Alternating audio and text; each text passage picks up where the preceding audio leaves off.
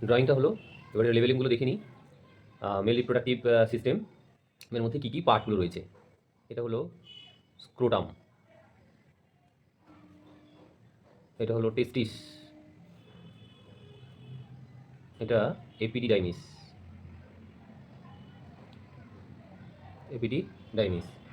আচ্ছা, এটা হলো কাউপার্স গ্ল্যান্ড, এর আরেকটা অল্টারনেট নাম রয়েছে যাকে বলা হয় bulbo urethral gland. Bulbo urethral gland, এটাকে বলা হয় প্রস্টেট গ্ল্যান্ড। এইটা হলো ইউরেথ্রা, ইউরেথ্রা বাংলায় বলা হয় মূত্র জনন নালী। আর এটাকে বলা হয়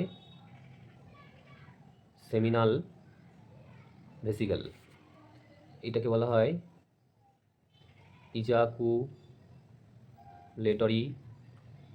ইজাকুলেটরি ডাক্ট, বুঝছে?